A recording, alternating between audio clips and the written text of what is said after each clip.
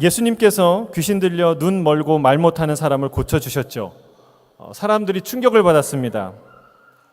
아니, 메시아가 아니고서는 어떤 능력자라도 이런 일을 행할 수 없는데 정말 이 사람이 혹시 메시아가 아닌가 충격을 받았죠. 그래서 사람들은 묻습니다. 메시아 아니지? 메시아 오신 거 아니지? 그분이 벌써 왔을 리가 없지? 그분이 저렇게 초라하게 왔을 리가 없지? 그런데 하는 거는 꼭 메시아가 아니고선 할 수 없는 위대한 일을 하고 있어요. 자, 그러나 서기관들과 바리새인들은 이 틈을 놓치지 않고 말을 합니다. 당연히 아니지. 물론 아니지. 그럴 리가 없지. 이 사람이 귀신의 왕의 힘을 빌리지 않고서야 이런 일을 할 수 있겠어? 라고 말을 합니다. 주님은 그 악함과 어리석음을 꿰뚫고 말씀하셨습니다. 이봐, 사탄도 스스로 싸우면 망해. 사탄도 스스로 싸우면 망한다. 내가 귀신의 힘으로 귀신을 내어 쫓는다면 너희 아들들은 누구의 힘으로 귀신들을 내어 쫓는 것이냐? 그러나 만일 내가 이 시간에 성령의 힘으로 이 일을 행했다면 하나님의 나라가 너희 가운데 임한 것이다. 선포하죠. 할 말이 없게 된 서기관과 바리새인들이 이제는 구차한 얘기를 하지 아니하고 질문 공세를 펴니다. 뭐라고 질문합니까? 이렇게 질문해요. 오늘 본문 38절이에요. 함께 읽겠습니다. 시작. 그때의 서기관과 바리새인 중 몇 사람이 말하되 선생님이여 우리에게 표적 보여주시기를 원하나이다. 서기관과 바리새인 중 몇 사람이 예수님께 이렇게 말합니다. 선생님, 우리에게 표적을 보여주시기를 원합니다. 여러분, 근데 이 상황이 사실은 매우 황당한 상황이에요. 본문이 우리에게 보여주고 있는데 이 질문을 어디서 하고 있는지, 언제 하고 있는지를 명확하게 보여주고 있어요. 38절은 무슨 말로 시작합니까? 그때에. 근데 그때가 어느 때입니까? 그때가 바로 귀신 들려서 말 못하고 보지 못하는 눈먼 자를 고쳐주신 바로 그때에 이 얘기를 하는 거예요. 그 기적 때문에 이 사단이 났는데 예수님이 그 놀라운 능력을 펼쳐 보이셨는데 그런데 그 상황에서 우리에게 표적을 보여달라라고 말하는 겁니다. 여러분, 표적을 보여주었는데도 표적을 보여달라고 하는 이 상황은 어떤 상황입니까? 만약에 여러분 자녀에게 밥을 정성껏 차려줬는데 그 자녀가 밥상에 앉자마자 엄마 밥 차려줘 울고 불고 하면서 밥 차려주란 말이야 막 그러면 어떻게 되겠어요? 어떤 상황입니까? 그 아이에게는 무엇이 내려지겠습니까? 때를 쓰는 그런 아이에게는 몽둥이가 약이 아니겠습니까? 여러분, 밥을 차려줬는데 아주 영양 만점의 최고의 밥상을 앞에 두고 밥 차려달라고 얘기하는 사람은 어떻게 되겠냐는 말이죠. 여러분, 이것은 인간의 어리석음을 적나라하게 보여주는 장면입니다. 예수님께서 심판을 선언하시면 심판을 선언받은 사람은 반응이 어때야 돼요? 회개해야 되지 않겠습니까? 주님이 이 말씀을 하세요. 마음에 쌓은 선한 것으로 그 선한 것을 입으로 드러내는 것이고 악한 자는 그 마음에 쌓은 악에서 그 악을 말하는 것이다. 누구든지 그 마음에 있는 것에서 마음에 있는 것을 말하는 것이다. 예수님이 그 바리새인과 서기관들의 중심에 있는 악의 실체를 드러내셨어요. 그러면 어떻게 해야 됩니까? 회개해야 되고 부끄러워해야 하고 숨죽이고 있어야 되는데 그들의 태도는 그렇지 않았다는 거예요. 저들은 심판을 선언하여도 심판받은 줄을 모르는 겁니다. 마치 소돔과 고모라의 멸망 소식을 들었어도 농담으로 여겼던 사람들과 같습니다. 책망을 받아도 부끄러움을 모릅니다. 바알세불 논쟁을 통해서 그들의 논리적 무지와 마음속의 악한 중심이 낱낱이 드러났는데도 수치를 깨닫지 못합니다. 마치 벌거벗고 다니는 동물들이 그 부끄러움을 모르듯이 얼굴색 하나 변하지 않고 묻는 거예요. 뭐라고 묻습니까? 우리에게 표적 보여주시기를 원하나이다. 이 말은 무슨 말입니까? 표적이 없어서 못 믿고 있습니다 라는 말이죠. 마치 표적이 있다면, 분명한 표적이 있다면 당장이라도 당신을 믿을 것처럼 말하고 있는 것입니다. 여러분, 이 표적은요, 이들이 구한 표적은 하나님께로부터 온 선지자라는 징표를 뜻해요. 구약에 보면 신명기에 모세가 나 이후에 하나님이 한 선지자를 보내줄 텐데 그 하나님이 보내신 선지자의 말을 다 들으라, 그의 말을 듣지 않으면 너희가 벌을 받게 될 것이다 라고 얘기하면서, 그럼 그 선지자를 어떻게 구별할 수 있느냐, 이렇게 얘기해요. 신명기 18장 22절 함께 읽겠습니다. 시작. 만일 선지자가 있어 여호와의 이름으로 말한 일에 증언도 없고 성취함도 없으면 이는 여호와께서 말씀하신 것이 아니요 그 선지자가 제 마음대로 말한 것이니 이는 그를 두려워하지 말지니라. 그러니까 저들은 모세가 말한 그 선지자의 증언과 성취함이 너에게 있느냐, 이걸 묻는 거예요. 도대체 뭐가 그 성취와 증거냐? 저들의 태도는 흡사 출애굽 당시의 바로 왕의 모습과 똑같습니다. 그 모습을 빼어 닮았습니다.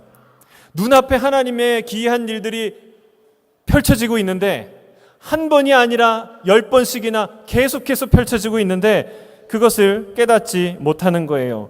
곧 강이 피로 변하고 개구리가 나타나서 하천에서 나와서 온 땅을 뒤덮고, 이가 나타나 온 동물과 사람을 괴롭히고 엄청난 파리떼로 인해 온 땅이 황폐하게 되고 심한 돌림병으로 가축들이 죽어나가고 모든 사람에게 악성 종기가 나서 괴로움을 당하고 우박이 내려서 모든 식물과 피하지 않은 사람들과 동물이 다 죽고, 그리고 메뚜기가 나와서 온 땅물의 식물을 다 갉아먹고 낮에도 해가 뜨지 않는 암흑이 계속 이어지고 있는데도 불구하고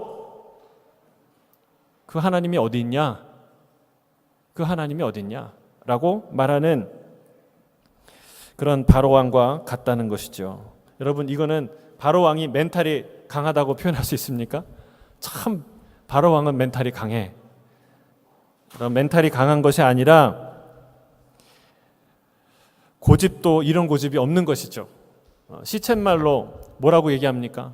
똥고집이라고 하죠. 진짜 자기 고집을 꺾지 않는 거예요. 눈에 보이는 증거를 보고도 인정하지 않는 거예요. 무지몽매한 자였던 것입니다. 반면에 여리고성의 이방 여인 라합은 어땠어요? 그 소식을, 출애굽 소식을, 하나님이 홍해를 갈랐다는 그 소식, 소문만 듣고도 하나님을 경외하지 않습니까? 하나님을 믿지 않습니까? 그의 고백이 뭐예요? 너희의 소문을 듣고 온 백성이 간담이 녹았다라는 말을 하지 않습니까? 사실은 자기의 마음이, 자기의 간담이 녹은 거예요. 내가 그 얘기를 듣고 내 다리가 흔들린 거예요. 이런 위대한 하나님이 살아계시구나. 그 일을 행하셨구나. 그 민족이 우리를 향해서 오고 있구나. 이제 우리는 다 죽었다. 다 망했다. 여러분, 바로는 그 모든 기적을 눈앞에 보고도 믿지 않았습니다. 심판을 받아도 심판받은 줄을 모르며 책망을 받아도 책망을 받은 걸 모르는 자는 참으로 어리석기 짝이 없는 부끄러운 자인 줄로 믿습니다. 저들은 마치 놀랍고 결정적인 표적 하나만 보여주면, 그 하나만 내게 있으면 당장이라도 믿을 것처럼 말합니다. 여러분, 이것은요, 자신의 무지와 자신의 불신을 예수님 탓으로 돌리는 행위예요. 내가 당신 때문에 못 믿는 거예요. 당신이 우리에게 결정적인 한 방을 날리지 못하니까 우리가 못 믿고 있는 거 이거 아닙니까? 라고 말하는 얘기예요. 그래서 주님은요, 뭐라고 얘기하시냐면 그 대답의 첫 마디로 악하고 음란한 세대여 라고 말합니다. 악하고 음란한 세대여. 39절에서 40절 함께 읽겠습니다. 시작. 악하고 음란한 세대가 표적을 구하나 선지자 요나의 표적밖에는 보일 표적이 없느니라. 요나가 밤낮 사흘 동안 큰 물고기 뱃속에 있었던 것 같이 인자도 밤낮 사흘 동안 땅속에 있으리라. 여러분, 이 당시에 바리새인과 서기관들만 이런 질문을 했나요? 여전히 이 시대에도 지금도 이 질문을 하나님을 향하여 주님을 향하여 하지 않습니까? 우리는 여전히 표적을 구하고 있습니다. 마치 하늘에서 예수님이 짜잔 하고 나타나면 그러면 다 믿겠다 라고 말하고 있습니다. 근데 이것은요, 자신의 불신과 무지와 죄악을 하나님께 돌리려는 악한 태도라는 사실이에요. 생각해 보세요. 예수님의 공중에 진짜 나타났다. 그러면 어떤 일이 벌어진 걸까요? 진짜 하나님이 공중에 나타나셨어요. 그럼 어떤 일이 벌어진 겁니까? 여러분, 그때 예수님은 만왕의 왕이시구나, 예수님은 진짜구나, 예수님은 살아 계시구나 라고 믿게 되면 그럼 그가 구원 받을까요? 여러분, 다 끝난 거예요. 다 끝난 거예요. 생각해 보세요. 연극에서요, 연출이나 감독이 무대 위에 올라오는 순간은 언제예요? 연극이 다 끝났을 때예요. 중간에 연출과 감독이 만약에 무대에 올라온다, 그러면 그 순간에 그냥 끝나는 거예요. 끝내겠다는 거예요, 이 연극이. 우리 주님이 하늘 문을 여시고 임하는 그 순간은 여러분, 이 세상의 종말인 줄 믿습니다. 역사가 끝나는 순간이에요. 늦은 때라는 것이죠. 기회는 항상 언제입니까? 지금이에요.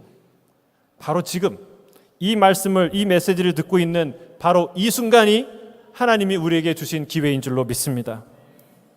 저는 누구든지 지금 이 순간, 이 기회를 놓치지 않는 그런 저와 여러분 되길 주의 이름 축복합니다. 악하고 음란한 세대일수록 하나님을 탓해요.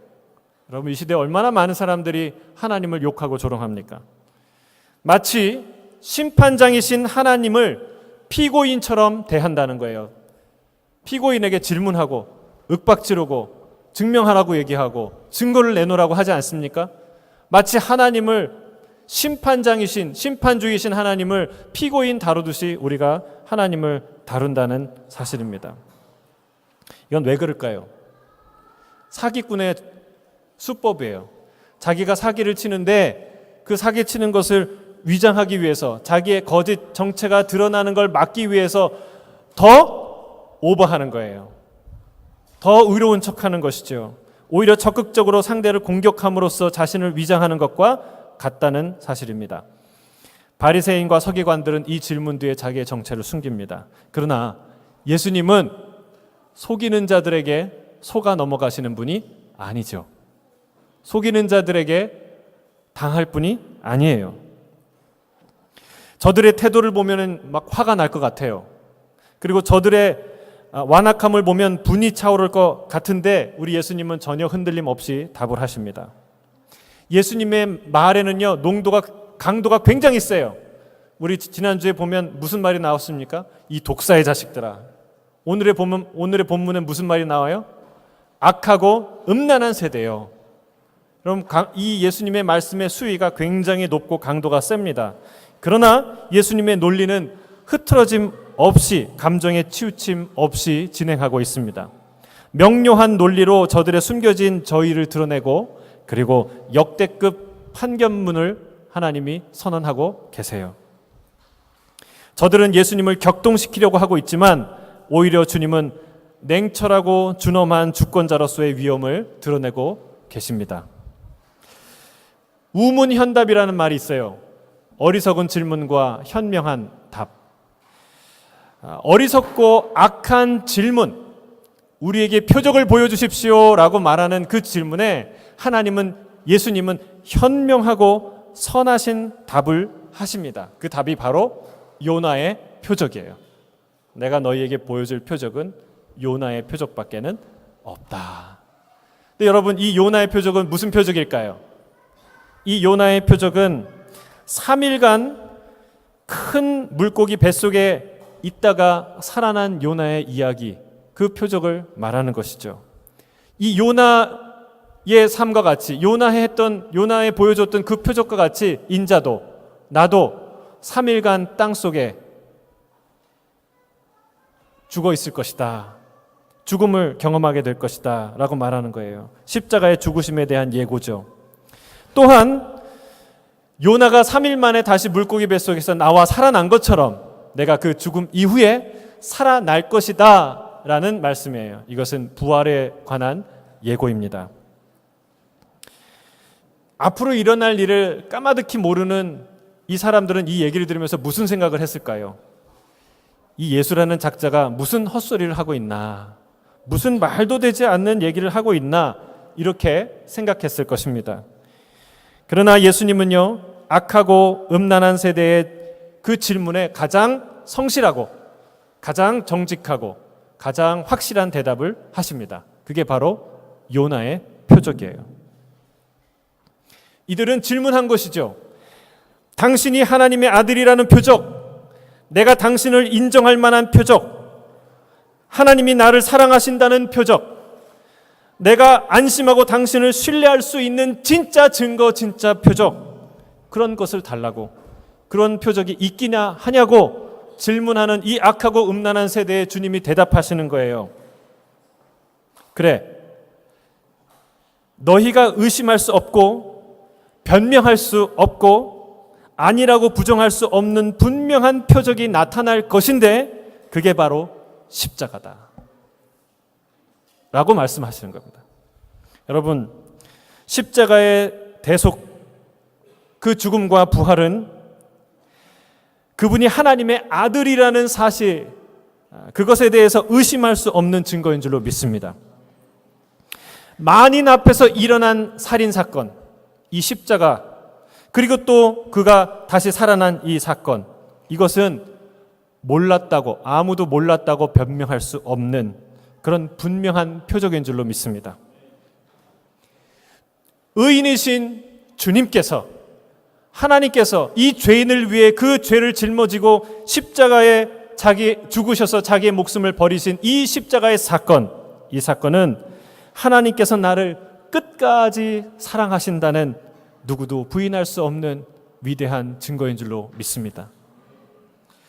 여러분, 인간의 죄와 전혀 상관없으신 그 주님이 스스로 인간이 되셨어요.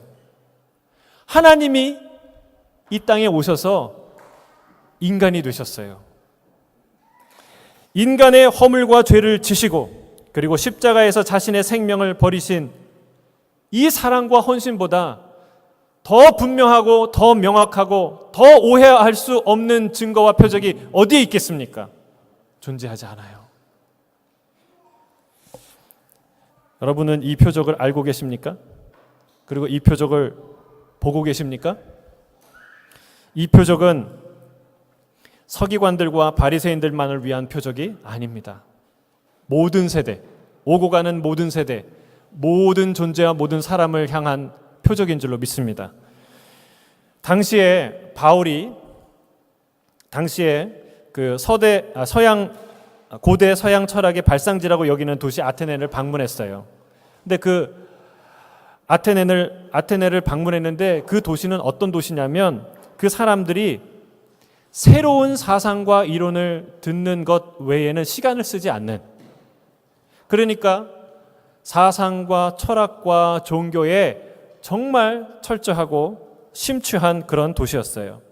그 도시를 바울이 둘러보니까 우상들로 가득한 거예요. 마음에 부글부글 끓어오르는 거예요. 격분한 것이죠. 그래서 그들과 변론을 시작합니다. 근데 그 변론 가운데 이런 말을 합니다. 사도행전 17장 30절에서 31절 같이 읽겠습니다. 시작. 알지 못하던 시대에는 하나님이 간과하셨거니와 이제는 어디든 사람에게 다 명하사 회개하라 하셨으니 이는 정하신 사람으로 하여금 천하를 공의로 심판할 날을 작정하시고 이에 그의 죽은 자 가운데서 살리신 것으로 모든 사람에게 믿을 만한 증거를 주셨음이니라 하니라. 여러분, 이 아테네 사람들은 하나님을 아는 사람일까요? 모르는 사람일까요? 모르는 사람들입니다. 물론 그들이 신을 경배하고 신을 예배하지만 그 신은 여호와 하나님, 창조주 하나님, 우리에게 자신을 드러내신, 우리에게 하나밖에 없는 아들을 주신 그 하나님이 아닌 것이죠. 다 헛된 신들, 헛된 우상들이었죠.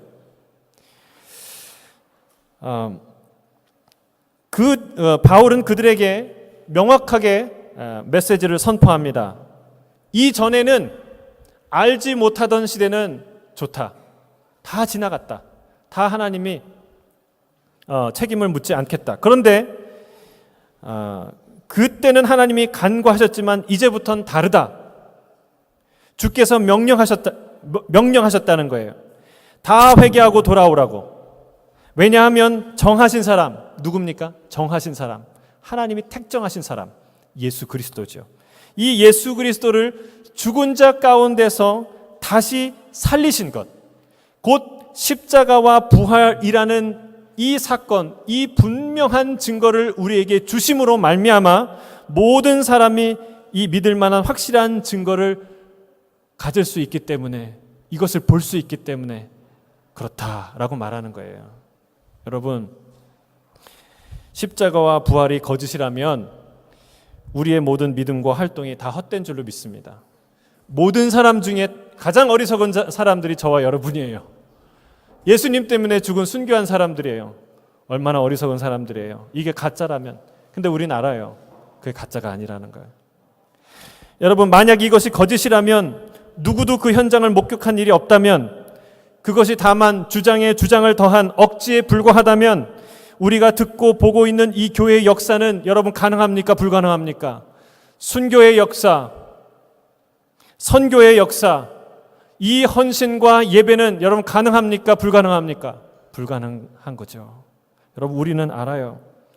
이 일이, 이 예수님의 십자가와 부활의 일이 어느 지하실에서 일어난 게 아니라는 거예요.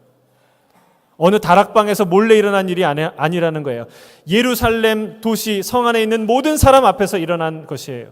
그리고 예수님이 하늘로 승천하실 때 무려 500여 형제 앞에 동시에 나타나셨어요. 수많은 믿음의 사람들 앞에서 하늘로 올라가시는 그 예수님이 보여주셨어요. 할렐루야.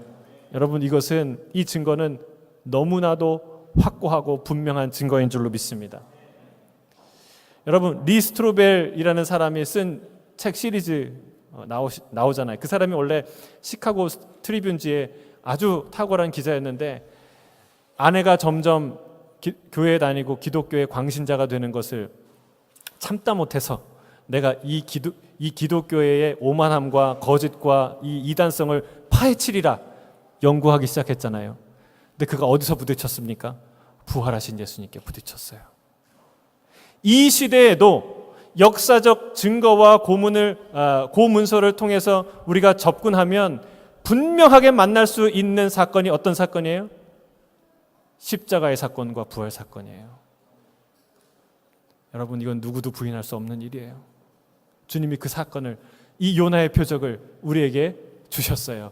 할렐루야. 이 악하고 음란한 세대가 부인하고 외면하고 비방해도 부인할 수 없고 외면할 수 없는 역사 한가운데 분명히 찬란한 빛을 드러내는 위대한 표적, 하나님이 우리를 사랑하시고 우리를 구원하신다는 놀라운 표적, 그것은 요나의 표적, 십자가와 부활의 표적인 줄로 믿습니다.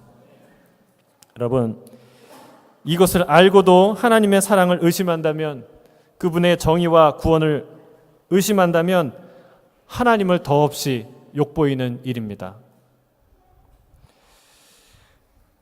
최고의 밥상 앞에서 밥을 차려달라는 얘기랑 똑같은 거예요.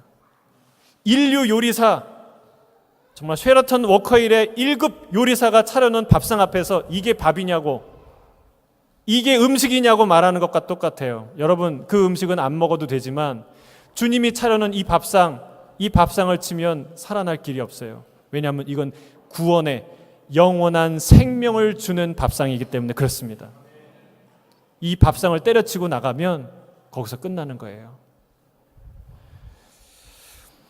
이 일에 애써 눈 감으려고 하고 시선을 돌리려는 것도 핑계할 수 없는 죄인 줄로 믿습니다. 서기관과 바리새인도 숱한 예수님의 분명한 표적들을 이런 식으로 회피했어요. 그렇게 피하려는 자들에게 피할 수 없는 심판에 대해 주님은 경고하십니다. 우리 본문 41절 42절입니다. 함께 읽겠습니다. 시작. 심판 때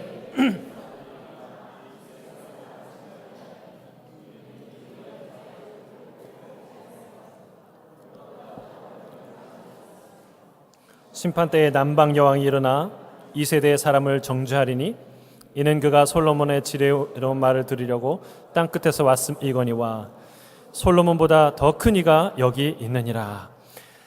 심판날 이 세대를 정죄할 두 부류의 사람이 있다는 거예요. 첫 번째는 누구입니까? 니느웨 사람들이죠. 니느웨는요, 요나의 전도를 듣고도 회개한 사람들이에요. 요나가 어떻게 전도했습니까? 사흘길을 걸어야 다 도는 그 큰 니느웨라는 도시에 단 하루만 사역했어요. 단 하루만. 그런데 놀랍게도 그 메시지를 듣고 온 니느웨, 왕부터 백성들이 다 죄를 뒤집어쓰고 상복을 입고 회개하는 놀라운 회개를 합니다. 그런데 여러분, 반면에 예수님을 보세요. 이 요나보다 비교할 수 없이 큰 선지자가 왔는데 사흘길을 걸어야 도는 도시가 아니라 하루에도 수십 번 돌 수 있는 작은 마을, 그 마을에 예수님이 오셨어요. 하루가 아니라 3년을 그들과 함께 하면서 기적을 보이시고 말씀하고 가르치셨는데, 그 어떤 선지자도 전할 수 없고 그 어떤 선생도 가르칠 수 없는 위대한 하늘의 천국의 가르침을 받았음에도 불구하고 그들은 외면하고, 그들은 고의적으로 냉담하고 회개치 않으며 대적하고 받게 했다는 것입니다. 두 번째 사람은 누구입니까? 솔로몬 시대의 남방 여왕이에요. 그녀는 아라비아 반도 남방 끝에 위치해 있던 스바라는 나라의 여왕이었어요. 스바의 여왕이었어요. 그녀가 왜 솔로몬에게 찾아옵니까? 너무나 유명했던, 지혜로 유명했던 솔로몬의 소문을 확인하고 싶어서, 그 지혜를 직접 귀로 듣고 싶어서 옵니다. 근데 그냥 온 게 아니라 그 왕에게 최고의 지혜를 듣는 데에 부합하는 그 예를 갖추기 위해서 온갖 보물을, 좋은 것을 다 싸들고 옵니다. 그리고 그 왕 앞에 그 선물을 드리고 그 지혜를 듣습니다. 하루를 듣고 이틀을 듣고 일주일을 듣고 너무너무 행복해합니다. 뭐라고 얘기합니까? 당신의 소문이 당신의 지혜보다 못하다. 내가 직접 들으니까 소문은, 여러분 원래 소문은요 10배, 20배, 100배 뻥튀기가 되지 않습니까? 더 부풀려지지 않습니까? 그런데 그게 아니라는 거예요. 소문이 당신의 실체만 못하다는 거예요. 여러분, 놀라운 칭찬이죠. 그가 받았던 충격과 감동이 전해지는 고백입니다. 그런데 뭐예요? 그런 남방 여왕이 겸손하게 찾아와서 솔로몬 앞에 지혜를 듣는데, 지혜이신 예수님, 창조주이신 그 예수님이 지혜를 말하는데 저게 지혜가 아니라는 거예요. 진리가 진리를 말하는데 진리가 아니라는 거예요. 율법을 만드시니가, 율법을 주시니가 율법을 말하는데 그건 율법과 틀리다는 거예요. 여러분, 이런 어리석은 자는 어떤 판결을 받아야 하겠습니까? 이 모습은요, 이 모습을 일컬어서 우리가 이렇게 말합니다. 번데기 앞에서 주름 잡는다. 그렇죠? 우리 학생 여러분, 이런 속담 아세요? 번데기 앞에서 주름 잡는다. 번데기 아세요? 예, 번데기는 주름이 많거든요. 근데 그 앞에서 주름을 잡는 거예요. 얼마나 웃겨요. 공자 앞에서 문자 쓴다. 맹자 앞에서 문자 쓴다는 말이 있어요. 무슨 얘기예요? 공자와 맹자는 유학 사상의 창시자고 아주 훌륭한 사람이에요. 근데 그 사람 앞에서 자기가 문자 쓴다는 거 얼마나 웃기겠어요. 그런 모습이에요. 지혜 앞에서 지혜를 논하고 율법을 주신 분 앞에서 율법을 논한다는 것 얼마나 우스운 거예요. 그래서 여러분, 번데기 앞에서 주름 잡는다라는 말보다 더 센 말이 이 말이에요. 예수님 앞에서 지혜를 논한다. 저 사람 예수님 앞에서 지혜를 논하네. 또 예수님 앞에서 율법을 논하네. 이 말이 더 센 거예요. 여러분, 서기관과 바리새인들의 완악함을 통해 예수님의 그 위대한 정체가 더 분명하게 드러나기 시작합니다. 요나보다 더 크신 예수님, 솔로몬보다 더 위대하신 예수님, 그 위대하신 예수님이 나타나기 시작하는 것이죠. 저는 그 위대한 예수님을 보는 저와 여러분 되길 주의 이름 축복합니다. 주님은요, 마지막으로 예수님은 이 악한 시대의 특징과 그 미래에 대해서 이렇게 말하고 있어요. 43절부터 45절이에요. 시작. 더러운 귀신이 사람에게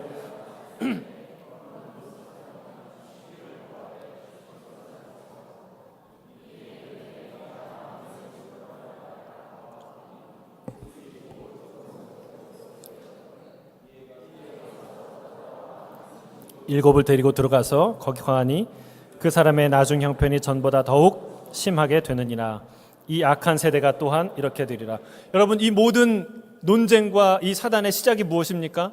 귀신을 쫓아낸 이야기예요. 귀신 들려서 눈 멀고 말 못하는 사람의 귀신을 쫓아냈어요. 근데 그 일 때문에 바알세불 논쟁도 일어나고 그 마음의 악함에 대해서 예수님 얘기도 하고 또 이 얘기를 이어가는 것이죠.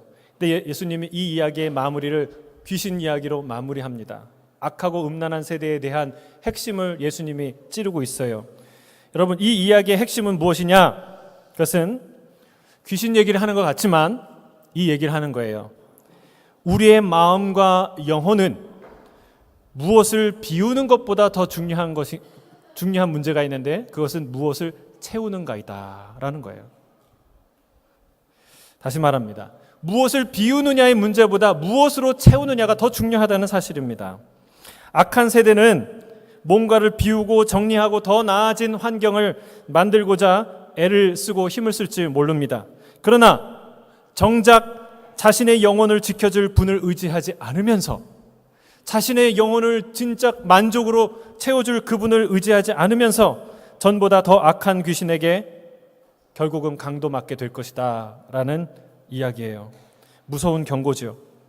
그러나 또한 아름다운 초대장이기도 합니다. 왜요? 이전에 요나보다 크신 이가, 솔로몬보다 크신 이가 바로 여기 있다라고 말했기 때문에 그렇습니다. 지난주 본문에서 예수님이요 이런 얘기했습니다.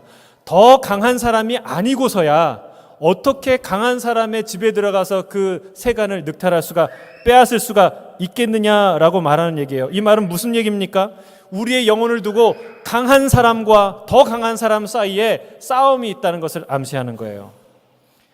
문제는 이 강한 사람은 살인자요, 강도요, 거짓의 아비요, 불법을 행하는 자인데 우리를 지켜줄 만한 더 강한 이 사람은 매우 인격적인 분이어서 우리의 요청이 없으면 절대로 직접 개입하실 수가 없는 분이라는 사실이에요.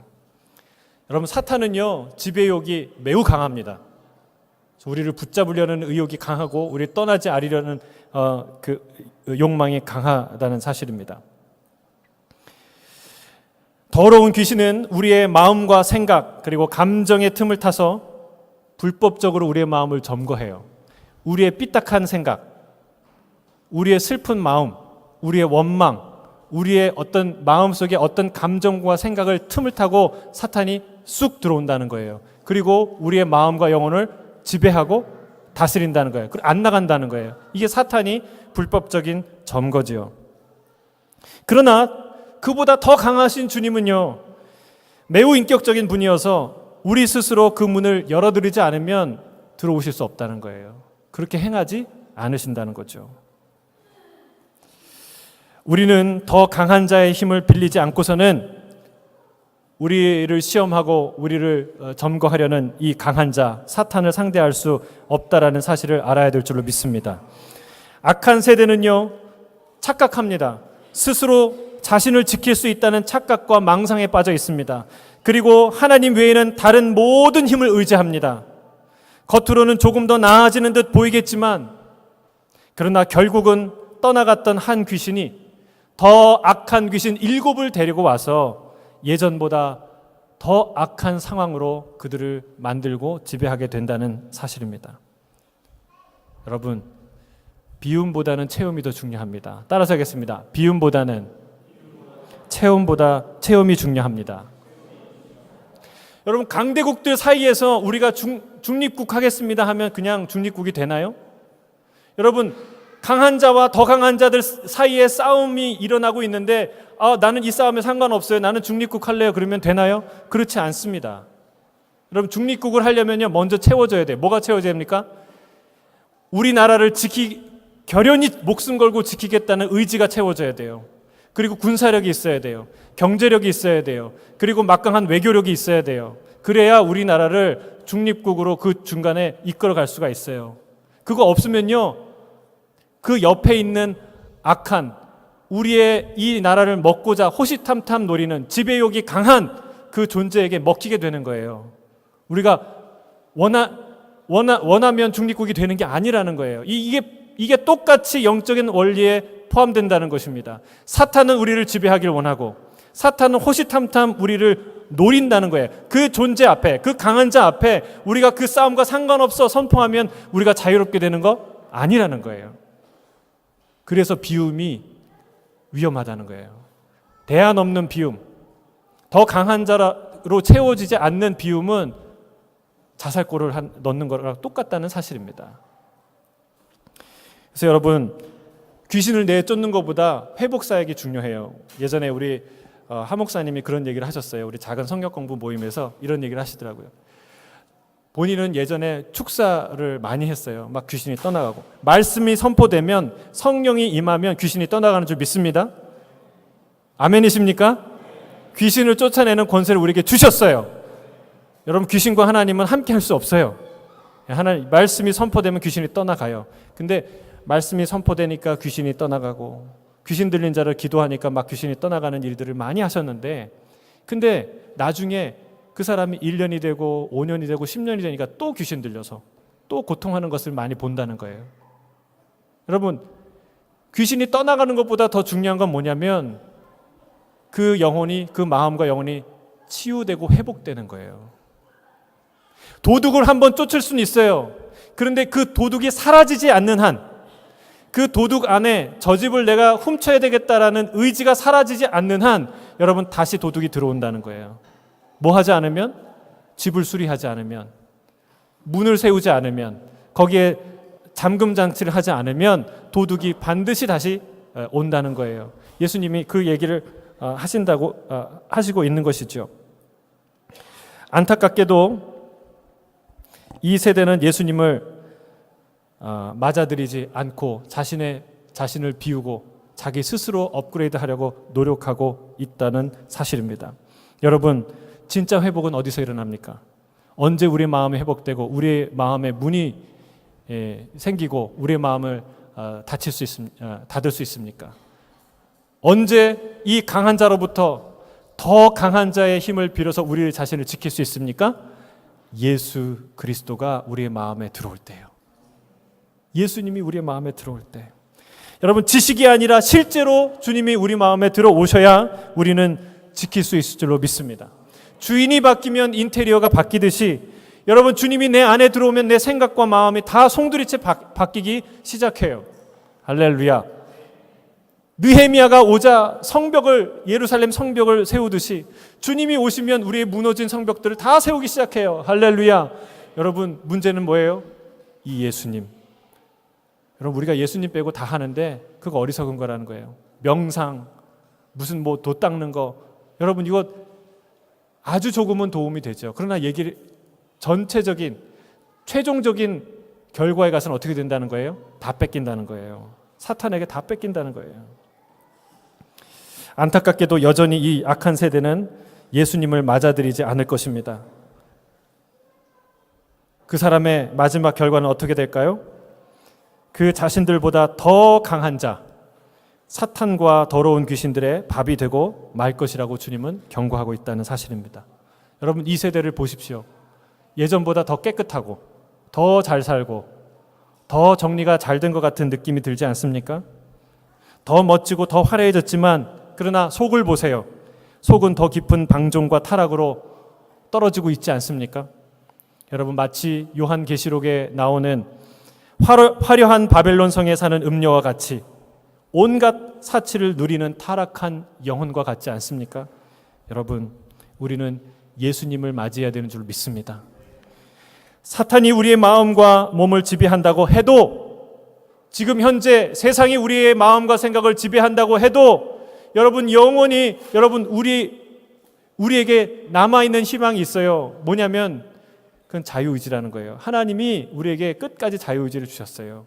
여러분이 사단의 지배를 받는 그 순간에도, 마치 희망이 끝났다고 생각하는 그 순간에도, 질질 끌려간다고, 나는 이제 이 죽음밖에 남은 미래가 없다고 생각하는 그 순간에도, 여러분 사탄에 대해 향해서 내가 나사렛 예수 그리스도 이름으로 명하노니 사탄아 나를 떠나라 라고 선포하고, 주님 내 인생의 주인이 되어 주십시오 라고 선포하는 순간 우리 인생의, 우리의 영혼의, 우리의 마음의 주인이 바뀌는 줄로 믿습니다. 여러분, 주님을 요청하셔야 해요. 죽을 각오를 하고 사탄과 대적해야 될 줄로 믿습니다. 왜냐하면 그렇지 않으면 죽기 때문에 그렇습니다. 그렇게 하면 우리에게 반드시 살 길이 있어요. 그 살 길은 바로 예수 그리스도예요. 귀한 영혼을 예수 그리스도로 가득 채우는 저와 여러분이 되시길 주의 이름으로 축복합니다. 그렇게 하면 우리의 영혼은 살아날 줄로 믿습니다. 할렐루야. 우리